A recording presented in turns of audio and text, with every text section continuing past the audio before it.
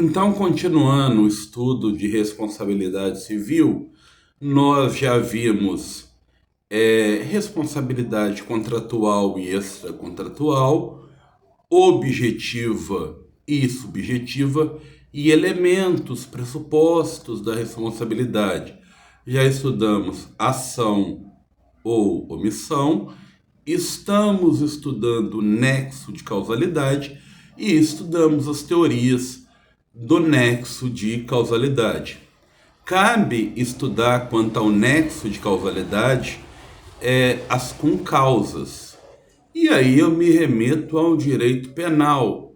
Eu imagino que seja um conhecimento atrelado ao direito penal que pode ser utilizado na responsabilidade civil, lembrando que do ponto de vista ontológico, responsabilidade civil e objetiva não são necessariamente diversas. As concausas. No caso das concausas absolutamente independentes, elas rompem com o nexo de causalidade. Vamos dar um exemplo simples. Alguém levou um tiro, mas não morreu em função do tiro. Aconteceu um terremoto, a pessoa morreu em função do terremoto. O tiro não está no nexo de causalidade. Se a pessoa tomou um tiro, mas antes ela tinha ingerido veneno e morreu por causa do veneno, o tiro não está no nexo de causalidade. Então, o atirador, nos dois casos, não tem responsabilidade.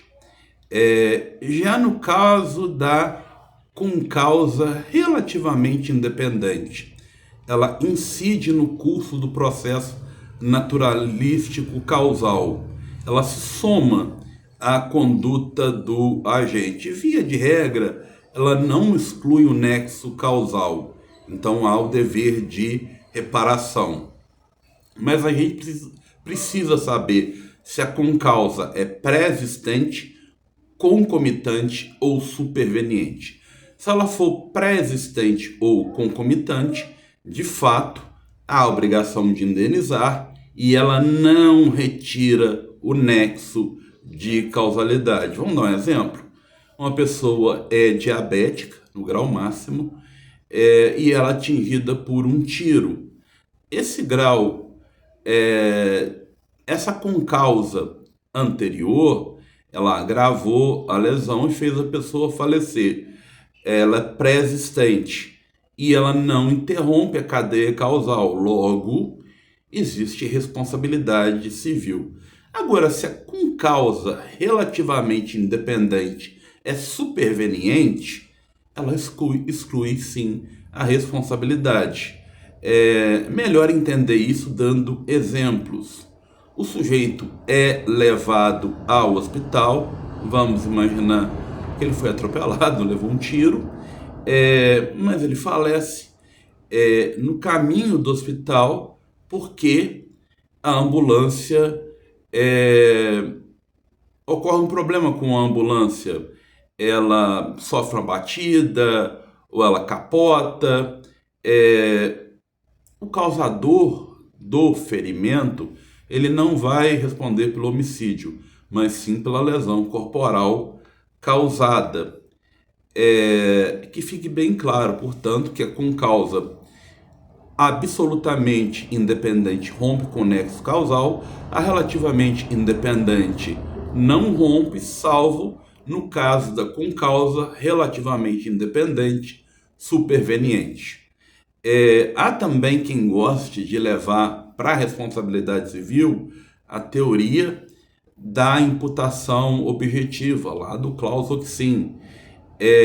Ou seja, para existir responsabilidade, tem que existir a criação ou implemento do risco proibido relevante. E se o risco for tolerado, permitido ou insignificante, não haverá imputação objetiva, logo não há nexo causal, logo não há responsabilidade. O nexo causal é fundamental para averiguar responsabilidade, porque é a partir dele que eu vou determinar quem é o causador do dano, quem deve reparar, indenizar a vítima.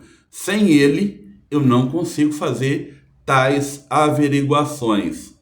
E nós, nosso ordenamento, no que tange o direito civil, adotou a teoria do dano direto e imediato.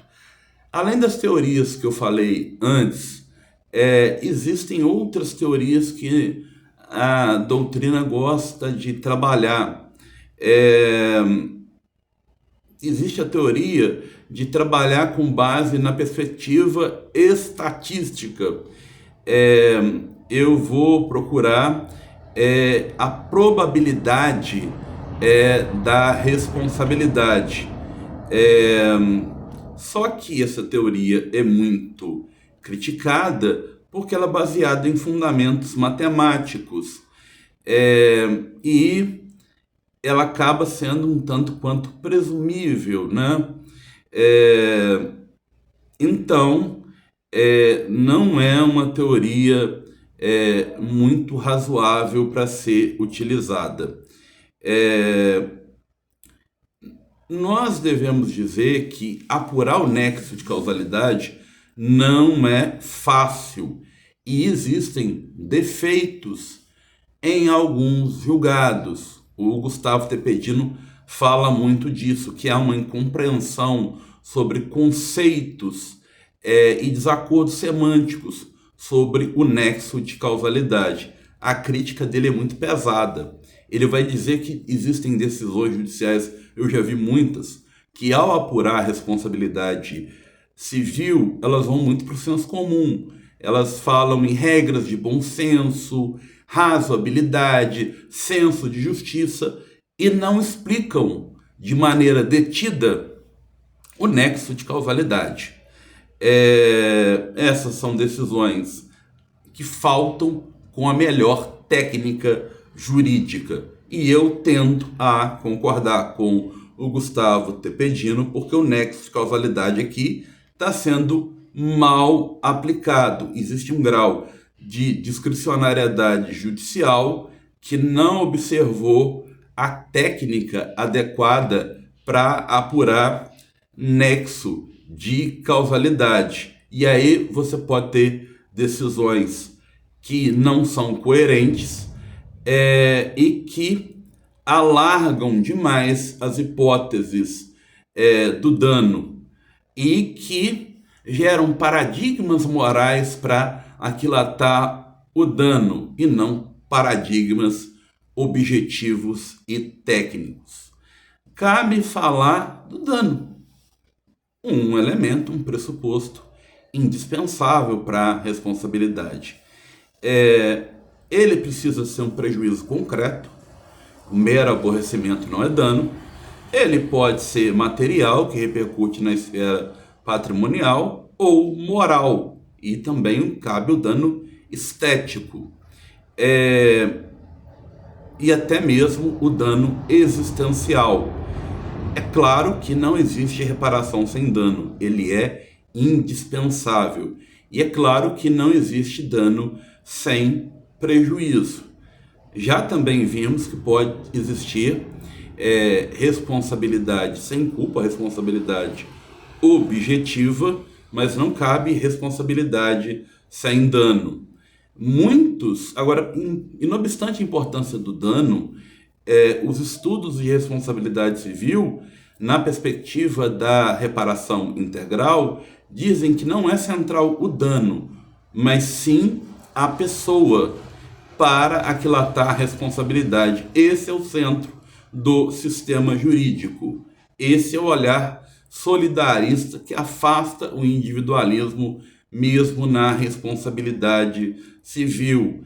Ele demanda uma visão holística de responsabilidade para que o prejuízo causado ao particular ele seja algo que ofenda o equilíbrio judicial. O dano, para ser indenizável, ele tem que ser certo, efetivo e sério. Ele não pode ser abstrato e hipotético. Ele deve estar presente. Se ele já foi reparado, não existe o dano.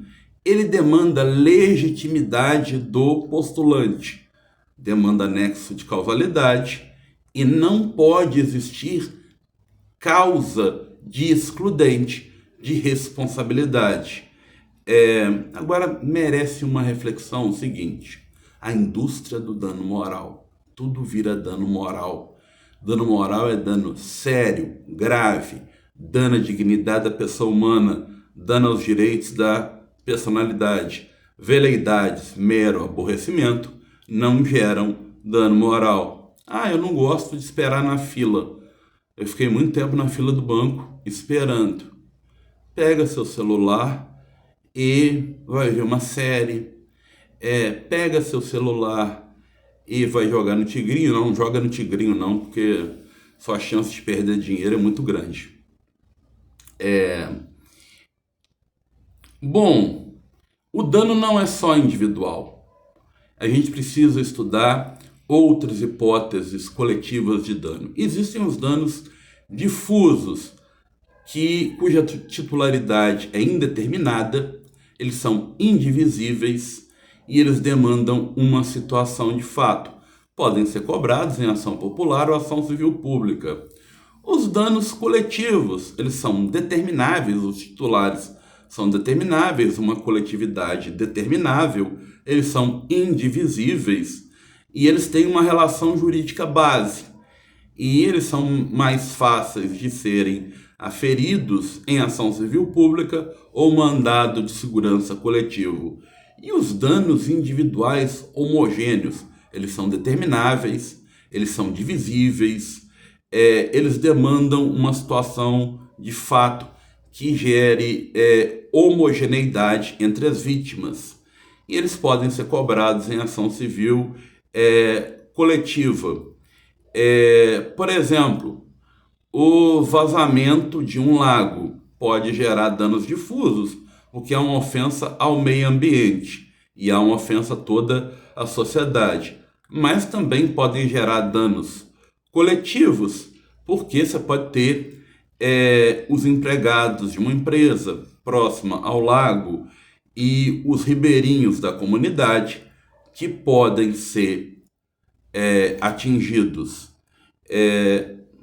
Por fim, deixar bem claro que não há que se falar em responsabilidade sem dano. E por aqui ficamos.